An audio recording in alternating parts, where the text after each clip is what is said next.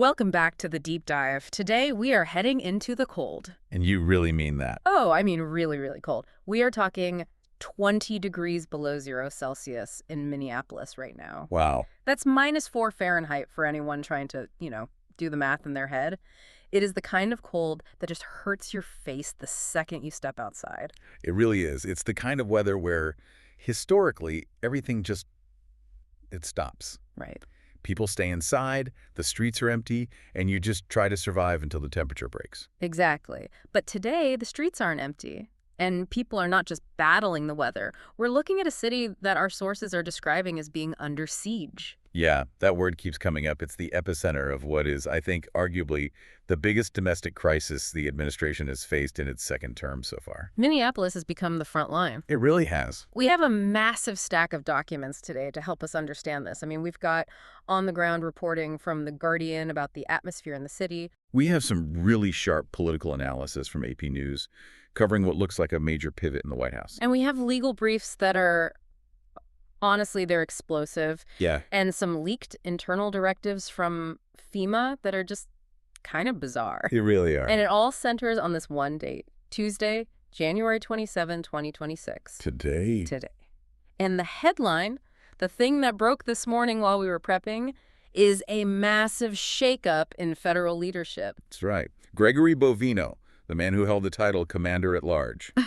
He's out. He's gone, pulled out of the city. But to understand why that matters and why that is such a massive deal, we have to understand what has been happening in Minneapolis for the last month. Yes. Because we need to move past the headlines of just protests or, generic clashes. We need to understand the mechanics of what they're calling Operation Metro Surge. And we need to answer the big question. Is this the breaking point? Is this where the administration's entire immigration strategy actually hits a wall it cannot climb? So let's unpack this. Let's start with the situation on the ground. You really have to picture the scene.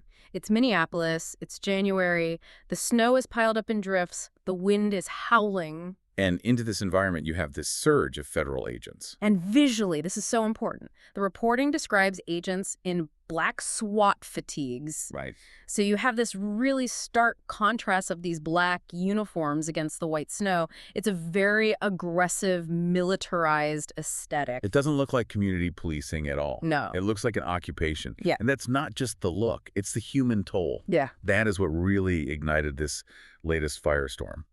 We have to talk about Alex Pretti. This is the tragedy that just changed the entire national conversation. It really did. It was Saturday, January 24th, just a few days ago.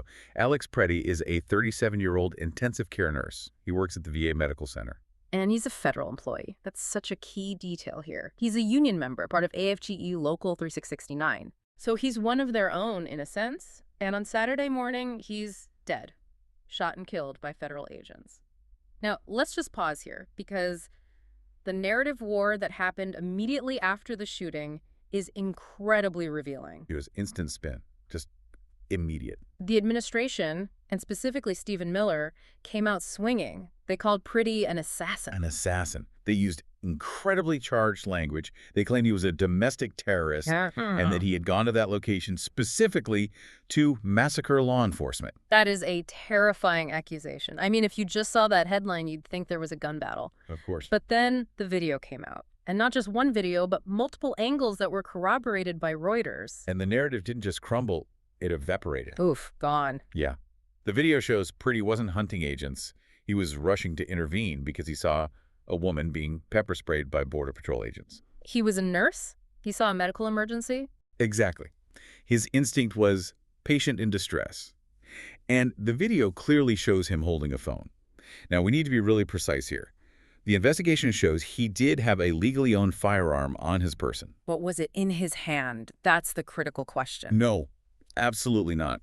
The reports in the video all confirm it was not in his hand. Agents retrieved it from him after he was shot.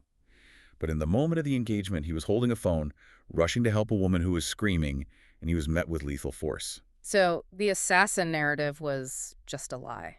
It appears to be a complete fabrication designed to justify a mistake. And that is what has the unions so furious. Of course. The AFGE came out and defended him as a brother, not a terrorist. When you lose the federal employee unions, you have a really, really serious problem. And he's not the only one. This is what makes it a pattern. Just weeks earlier, we had Renee Good. Renee Good, also 37 years old. a mother of 3. And she wasn't interfering. She wasn't rushing in like Pretti was. She was just observing. Standing there, she was near her home watching icy activity, and she was shot. And again, we saw the administration try to spin this as her being a threat or her being in the wrong place. But when you put these two incidents together, 2 U.S. citizens dead in less than 30 days in a domestic American city, you aren't doing immigration enforcement anymore. No, you're fighting a low-intensity war. And the numbers back that up. Since December 2025, they've made 3,000 arrests in Minneapolis alone. 3,000. Just think about that. That is a staggering number for a single metro area in that short time frame. And that number brings us to the resistance. Because I think the administration expected people to just hide. They expected the cold and the fear to keep people indoors. Right. The shock and awe was supposed to work. But the reporting from The Guardian describes something completely different. It describes a community that is mobilized in a way I don't think anyone saw coming. They call them the Watchers. Ice Watch patrols. And this is fascinating from a sociological perspective. You have neighbors, just regular people, organizing themselves in this frigid, brutal cold. They are setting up networks. They are driving around, tracking the agents. Let's look the story of Joaquin and Gloria Espinoza. I think this really paints the picture perfectly. They've been U.S. citizens for 30 years. Right. They own a lawn care business. They're just living their lives. Driving down a quiet street, and they get pulled over. And according to their account, there was no traffic violation. They believe they were profiled. They are brown people in a predominantly white neighborhood, and that was enough for the agents in the black fatigues to stop them. But here is where that siege dynamic flips completely. Usually a stop like that is lonely and terrifying. Absolutely. But in this case, within minutes, civilian observers arrive. Not just 1 or 2 people. 7 vehicles. 7 vehicles. Can you just imagine that? You're a federal agent, you pull someone over on a quiet street, and suddenly you are surrounded by 7 cars full of locals. And they aren't attacking. They are just witnessing. Right. They are honking their horns. They are blowing whistles. They are filming everything. They are creating a spectacle. It's weaponized visibility. That's what it is. That's a great way to put it. They are making it impossible for the agents to operate in the shadows. Yeah. If you are going to arrest someone, you are going to do it in front of an audience of 7 carloads of witnesses. And in the Espinoza case, it worked. The agents just left. They left. But it's incredibly dangerous work for these volunteers. We have to talk about Patty O'Keefe. She's a volunteer, works for an environmental nonprofit. Right. She was tracking a convoy of these federal vehicles, and the agents turned on her. And this is where the siege mentality turns into something more like a vendetta. Yes. They didn't just arrest her, they smashed her car windows. They pepper sprayed her while she was trapped inside her own car. And the things they said to her, it's just... It's chilling. The reporting says agents allegedly taunted her about Renee Good's death. They said something to the effect of, "That's why that woman is dead," implying that observing them is a death sentence. That is, I mean, that's not law enforcement. That's gang behavior. It's pure intimidation. It's designed to break the will of the watchers. They detained her for 8 hours without a charge. Just to send a message. Exactly. But as O'Keefe said in her interview, "We don't bend the knee." It seems to be having the opposite effect. Yeah. It's radicalizing the moderates. And while all this is happening on the streets, the economy of the city is just bleeding. We're seeing reports from the Somali American neighborhoods, which are huge in Minneapolis, that the local malls are basically ghost towns. It's a shadow lockdown. Yeah. The government hasn't ordered people to stay home, but the fear of indiscriminate arrest has achieved the exact same result. People are scared to leave their homes. Profit downturns are massive. And you have to remember, this affects the whole city. If people are afraid to go out, afraid to spend money, the tax base takes a hit. Small businesses collapse. This is why the local politicians are panicking. It's not just a human rights issue, it's an economic disaster. Which leads us perfectly to the leadership shakeup, because clearly, whatever plan they had, it is not working the way they wanted it to. No. Enter Gregory Bovino. Or rather, exit Gregory Bovino. The Commander-at-Large. Can we just talk about that title for a second? Commander-at-Large. Is that a real rank? It's highly unusual. It sounds like something out of a comic book or a dystopian novel. And frankly, Bovino leaned into that persona. He was the public face of the crackdown. The reporting from The Guardian describes him as swaggering. He was starring in these produced videos. Oh, these action movie style videos. Slow motion walking. Yeah. The dramatic music. And the coat.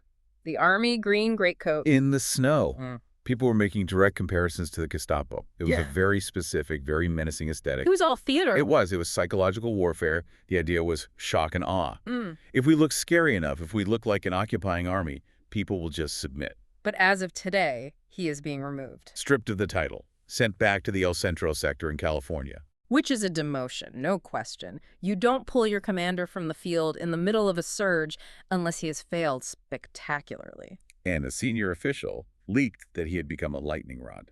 And DHS even suspended his access to his own social media. That's the tell right there.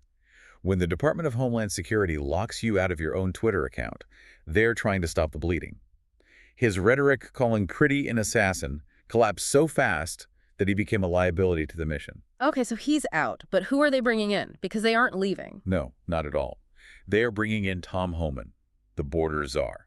And Trump announced this directly. Yes, and this signals a massive shift in strategy. Homan is not a movie star. You won't see him in a greatcoat posing for videos. He is a bureaucrat of enforcement. He's known for grim efficiency. So, less noise, more arrests. Is that the idea? Potentially. The administration might be realizing that the spectacle of Bovino was actually mobilizing the resistance. Homan represents a return to the nuts and bolts of deportation. They want to make it boring again, so the protests die down, but keep the numbers up. But is everyone in the White House on the same page? Because we're seeing a real split here. You've got Stephen Miller versus Donald Trump. This is the core ideological split. Stephen Miller initially pushed the domestic terrorist narrative so hard. He wants the conflict. He views this as war for the soul of the country. But Trump, he walked it back. He did. And this is crucial. Trump admitted on Tuesday Today that Pretti was not acting like an assassin. He even called the situation unfortunate. And he's on the phone with Democrats. Right. He had calls with Governor Tim Walz and Mayor Jacob Frey, both Democrats, and Trump described the calls as very good and productive. That sounds like a man who was looking for a deal. It sounds like a man who reads the polls. Trump's instinct has always been about optics and popularity. He doesn't like the look of his agents shooting nurses. He doesn't like the bad press. He sees the resistance growing, and unlike Miller, who wants to crush it, Trump's instinct is to negotiate. To de-escalate. And Melania Trump weighed in. That was a surprise. A very rare interview. She called for unity and peace. She supported the de-escalation talks. That is a coordinated signal from the top of the ticket that says, this has gone too far. So the executive branch is wobbling, but there is another branch of government involved here, and they are definitely not wobbling. We have to talk about the courts. The judicial firewall. Judge Patrick Schultz. He is the chief U.S. District Judge in Minnesota. And from the sounds of these legal briefs, he is absolutely furious. The court's patience is at an end. That is a direct quote from his order. I mean, you don't hear that kind of language from a federal judge very often. He issued a 3-page order summoning the acting IC director, Todd Lyons, to appear in court personally. And for our listeners who aren't lawyers, this is a show cause order. It's the nuclear option for a judge. It's not just sending a lawyer. No. Oh. Usually judges deal with local U.S. attorneys.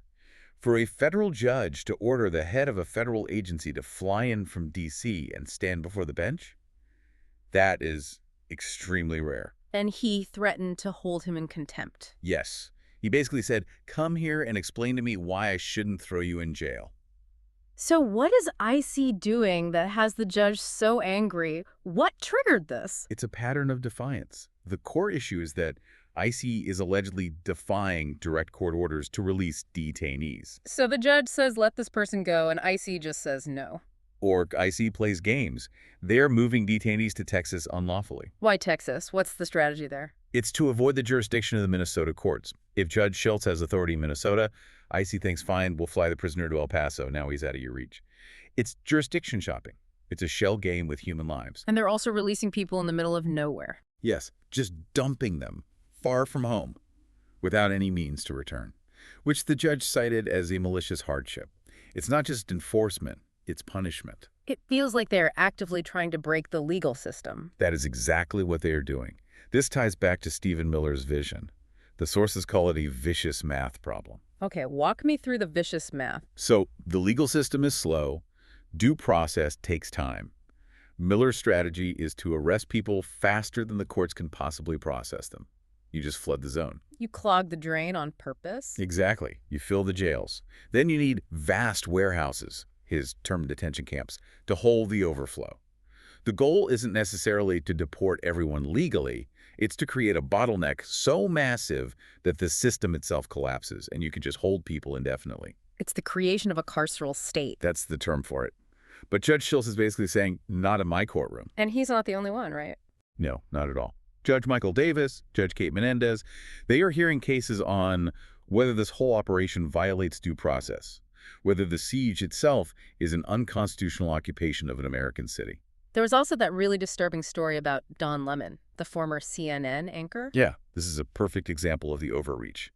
Lemon was linked to a protest at a church, and the Justice Department tried to get Judge Schiltz to sign an arrest warrant for him. For a journalist, for protesting. And Schiltz refused. He said there weren't grounds, and the appeals court backed him up. The DOJ was essentially trying to arrest a high-profile media figure to make an example of him without sufficient legal grounds. And the judiciary stood firm and said, no, we still have laws here. They did. So the courts are fighting back. But what about the politicians? Because the fallout in D.C. seems to be getting worse by the hour. Oh, it's toxic. Secretary Kristi Noem, the head of DHS, is under heavy, heavy fire. Democrats are calling for her impeachment. 145 Democrats are co-sponsoring articles of impeachment. Senators Fetterman, Warren, Rosen, they are leading the charge to get her out. And what's Noem's defense? Well, her defense was that the agents fired defensive shots. Which brings us right back to the Alex Pretty video. Exactly. When the Secretary of Homeland Security goes on the record saying it was self-defense. And the video clearly shows the victim holding a phone. She looks either grossly incompetent or like she is actively covering up a crime. And neither is a defensible position. But it's not just Democrats, right? The Republicans in Minnesota itself are melting down. Well, they're watching their electoral future evaporate before their eyes. You have a GOP gubernatorial candidate, Chris Madel, who just dropped out of the race. He just quit. He quit. He cited his inability to support the retribution. He knows that you cannot win a general election in a state like Minnesota by declaring war on its largest city. And then there's the other candidate, Brad Kohler. the former UFC fighter. He's running as a moderate, I think. He's trying to. But he got caught making these racist comments about the Somali community. He claimed they had low IQ. Oof. That's not a good look. No. And then he clumsily tried to retract it. But the damage is done. It exposes the ugly underbelly of this operation. It's not just about law and order. There is a racial animus there that alienates the suburban voters the GOP desperately needs to win statewide. And then you have the extreme wing, this Philip Parrish guy. He's calling for the Insurrection Act. He wants Trump to declare war on Minnesota. Effectively, yes. He wants the military deployed, and that's the danger here. The rhetoric creates a permission structure for violence and escalation. I want to pivot to something that might seem small in comparison to shootings and impeachment, but I think it perfectly illustrates the absurdity of this crisis. We have to talk about FEMA. This story, if it wasn't verified, I would not believe it. So FEMA, the Federal Emergency Management Agency, is dealing with a major winter storm. And a bad one. Freezing rain, sleet, dangerous driving conditions across the Midwest. And they get a directive from Homeland Security. A memo regarding their social media communications. Tell the listener what this memo said. The memo reportedly told FEMA staff to limit the use of the word ICE in their storm warnings. The word ice, as in frozen water. Yes, because ICE is also the acronym for Immigration and Customs Enforcement. And the administration is so terrified of the backlash, so terrified of the memes, that they don't want FEMA tweeting, "Watch out for ICE on the roads." Because people will reply with pictures of the agents in Minneapolis, with jokes. Exactly. They are afraid of being ridiculed. So they're telling them to use freezing rain instead, even if it's actually ice. Even if it's ice. But that is dangerous. I mean, that's public safety. If you tell me it's raining, I put on a raincoat. If you tell me there is ice on the road, I stay home. It highlights the absolute toxicity of the brand. The government is paralyzing its own public safety messaging because it is in a PR crisis of its own making. It's absurd, but it shows how deeply this Minneapolis situation has infected the entire federal bureaucracy. And speaking of infecting things, this has gone international now. We have to talk about the Olympics. The 2026 Winter Olympics in Milan Cortina. So usually the U.S. sends security support to the Olympics, right? That's normal procedure. It's standard. The FBI sends a team, diplomatic security sends a team, and usually a unit from HSI, Homeland Security Investigations. Now wait, explain the difference for us. HSI is part of ICE, right? Technically, yes. But HSI handles cross-border crime. Things like sex trafficking, art smuggling, counterfeit goods. They are not ERO enforcement and removal operations. They are not the guys in the black fatigues arresting immigrants in Minneapolis. Okay, so they are the detective wing of the agency. Right. But try explaining that nuance to the mayor of Milan right now. Mayor Giuseppe Sella. He heard ICE is coming, and he just went nuclear. He declared them not welcome. He called them a militia that kills. A militia that kills. That is a devastating quote coming from a NATO ally. He is looking at the news about Alex Pretti. He is looking at Renee Good, and he is saying, we do not want that kind of policing in our city during the Olympics. And the Italians are actually protesting this. It's a diplomatic disaster. It highlights this growing rift between the Trump administration and our European allies.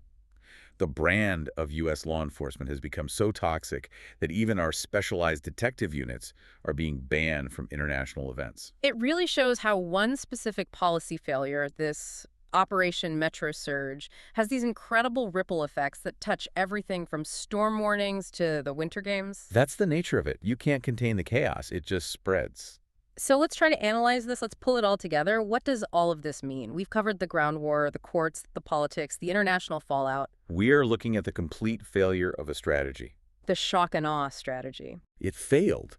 The idea was to overwhelm the city with force, but they completely underestimated the community.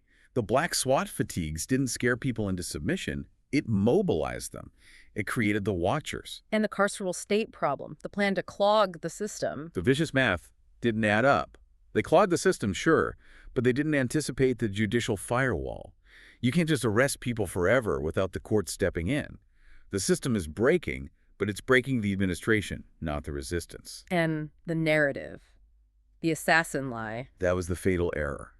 You know, in the old days, maybe that lie sticks for a week or two. But with ubiquitous video, with citizen journalists, the truth came out in 48 hours. They lost the information war, and they lost it badly. So we're at a pivot point. Bovino is out. Sure. Trump is negotiating with Democrats. The courts are threatening contempt. The administration is blinking. They pushed. Minneapolis pushed back harder, and now the feds are looking for an off-ramp. Minneapolis really has become the litmus test for American democracy in 2026. It has. It's a case study in the limits of federal power. It shows that a strongman approach can be checked by a mobilized community and an independent judiciary. But I have to ask, what happens next? That's the million-dollar question, isn't it? If they pull back in Minneapolis because the resistance was too strong, do they just stop? It seems unlikely. The machinery is still there. Tom Homan is still there. The ideology is still there. So do they find a softer target? Do they go to a state where the governor isn't fighting them, where the judges aren't as aggressive? Or does this signal that the entire mass deportation strategy is just grinding its gears? Is the machine too broken to function?